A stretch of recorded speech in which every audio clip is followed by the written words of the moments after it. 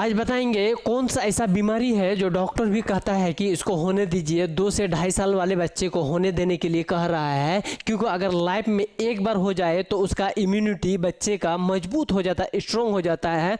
उस बीमारी दोबारा अटैक कर नहीं पाता है क्योंकि बच्चे में ही हो गया है। तो कौन ऐसा बीमारी है जो बोलता है कि होने दो, और होना भी चाहिए, बच्चे में सबको होना चाहिए, ताकि बुढ़ापा या जवानी में आके वह अटैक करके हमला करके आपको क्लियर ना कर दे। ठीक है, यहाँ तक क्लियर हो गया। अब देखते हैं यही चीज को क्या है, मीजल्स। क्या है मीजल्स पढ़ेंगे, क्या है मीजल्स को क्या कहेंगे, खसरा। इसका हिंदी क्या है, खसरा।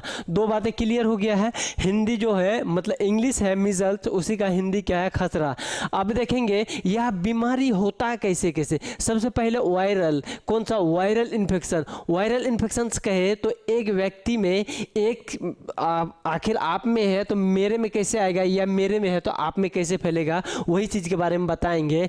तो इस वायरस का नाम जानिए। इस वायरस का नाम ये वाला है, क्या है, मीजल्स वायरस। क्या है, मीजल्स। क्या है, मीजल्स वायरस। इसका नाम है, बीमारी का नाम है, लेकिन कौन सा टाइप का है, बैक्टीरियल टाइप का है कि फंगल टाइप का है, तो कौन सा, वायरल टाइप का है। कौन सा, वायरल टाइप का इन्फेक्शन है।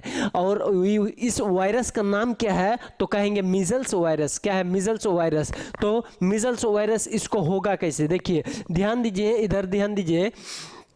यह इसका स्किन है, 2 से ढाई साल का यह बच्चा है, और इसका स्किन में देखिएगा चिट्टा चिट्टा चिट्टा चिट्टा क्या पड़ जाएगा, दाग पड़ जाएगा। क्या दाग पड़ जाएगा, गला उला में पूरा क्या हो जाएगा, पूरा इस रीजन में, पेट उट में, सारे में पूरा फैल जाएगा। क्या करें, फैल जाएगा, लेकिन ज़्यादा वैसा खतरनाक दर्दनाक नहीं है। हालांकि आप ज़्यादा इग्नोर कीजिएगा तो खतरनाक हो सकता है, लेकिन कुछ दिन तक रहता है, ये ऑटोमेटिक खत्म हुआ तो हुआ, न तो इसका भी इलाज कराना पड़ता है। तो इलाज भी देखेंगे, सारी चीज़ देखेंगे। तो इसका सिम्टम्स देख लेते हैं। यह होने के बाद आखिर आप यह खसरा वाला डिजीज, बीमारी जिसको कहते हैं, यह बीमारी कैसे पहचानिएगा। आप में या किसी में भी होगा तो आपको तो पहचानने आना चाहिए या वही बीमारी है कि दूसरा बीमारी है। पता चला ये दूसरा कोई और बीमारी रहेगा और इसी का भ्रम में आप छोड़ दीजिएगा। आप बोलिएगा, आप ही ना बोले तो हुआ है तो ठीक है, हुआ है, कुछ दिन तक रहने दीजिए। तो आपको ध्यान दीजिएगा, बीमारी पहचानना पड़ेगा। क्या करना पड़ेगा, बीमारी पहचानना पड़ेगा। तो पहचानने का लक्षण क्या है, पहला ही लक्षण है फीवर। फीवर कहेंगे बुखार। बुखार कितना है, एक देखिए लगभग बुखार में जो है ना, लगभग में सबसे हाईएस्ट बुखार इसी में आता है। क्या, 105 डिग्री आप फ़ारेनहाइट, 105 डिग्री फ़ारेनहाइट आप समझ रहे हैं। जब बुखार आएगा ना तो चौकी को लेके, बेड को लेके, सबको लेके थरथरा देगा। वो क्या करेगा, इतना ना कांपेगा, 105 डिग्री कूदेगा, खाली क्या करेगा, कूदेगा।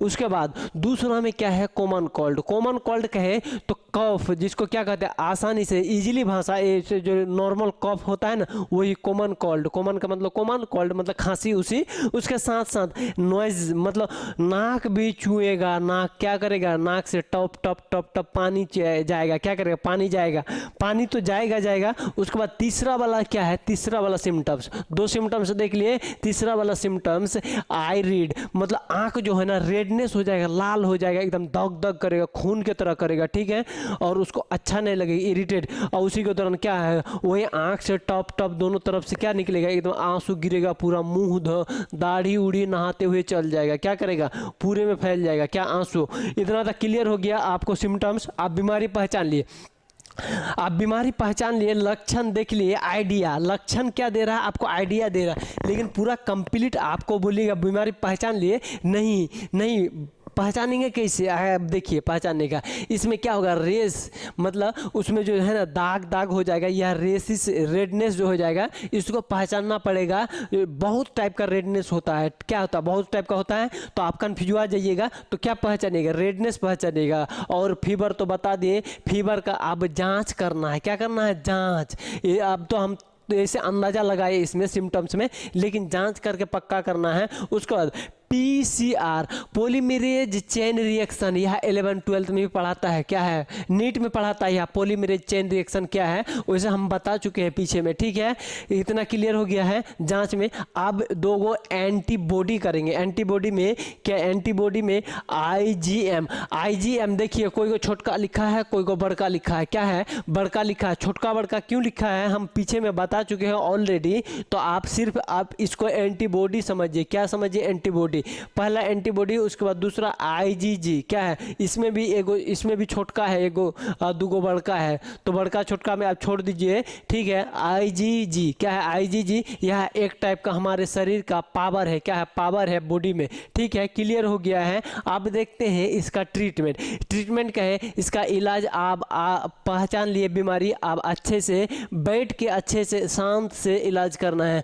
पहला इलाज क्या करेगा, डोलो देना है। क्या करना है, डोलो इसलिए देना है, जो फीवर जब आता है ना, बच्चे को हो या बूढ़े को हो, जब भी फीवर आएगा ध्यान रखिएगा, फीवर के दौरान कोई काम नहीं करने देगा। हालांकि आप दवाई भी लीजिएगा तो बढ़िया से प्रॉपर मात्रा में कोई दवाई को काम ही नहीं करने देगा, खाली रिएक्शन के चक्कर में लगल रहेगा। इसीलिए देखे होंगे या सुनते होंगे, जब फीवर ज़्यादा रहता है तो एंटीबायोटिक डर से गांव में नहीं देता है। क्यों, इसीलिए नहीं देता है, उल्टी हो जाता है, उस दौरान डर पैदा हो जाता है सबका, डॉक्टर का भी हो जाता है और क्या हो जाता है, पेशेंट का भी डर पैदा हो जाता है।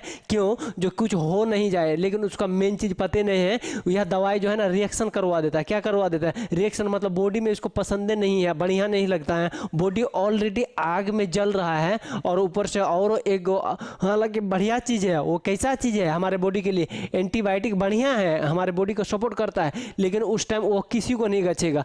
क्या करेगा, किसी को नहीं गचेगा। उसके बाद दूसरा दवाई में क्या है, देखिए एग्यूमेंटिन। कौन सा, एग्यूमेंटिन, AUGMENTIN, एग्यूमेंटिन। यह भी दवाई क्या है, आपका जो है ना फीवर को क्या करेगा, ख़त्म तो करेगा, लेकिन मेन बीमारी का वही है। उसके बाद एंटीबायोटिक भी है, ध्यान रखिएगा। एंटीबायोटिक में क्या है, सिरप, सब में इसीलिए बता रहे हैं, सब में सिरप है इसीलिए, और 250 इसीलिए कह रहे हैं, यह बच्चे में है इसीलिए। क्या है, बच्चे में यह लगभग मिनिमम में चल गया, क्या है, कम से कम में चल गया ना, तो ज़्यादा में खोज नहीं जाइएगा, 500 650 का मिलेगा, ठीक है। तो क्या है, कौन सा, एम्ब्रोडिल, क्या है, एम्ब्रोडिल डी, क्या है, एम्ब्रोडिल डी है। उसके बाद लास्ट एक और सिरप है, कौन सा, रिबिवरिन। कौन सा, रिबिवरिन, कौन सा, रिबिवरिन।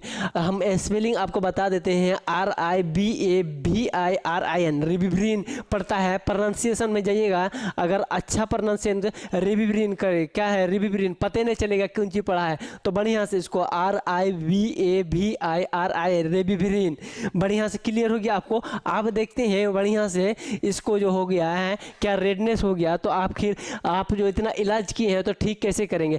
जैसे यहाँ से दवाई लिए, क्या किए हैं, दवाई लिए, सबसे पहले 105 डिग्री जो बुखार था वह गिर गया, पहला पैरासीटामोल लिए तो बुखार गिर के आ गया, क्या, नॉर्मल में। आप 100 मानिए या 99 मान लीजिए, क्या मान लीजिए, 99 मान लीजिए, 99 फॉरेन हेट, क्या है, फॉरेन।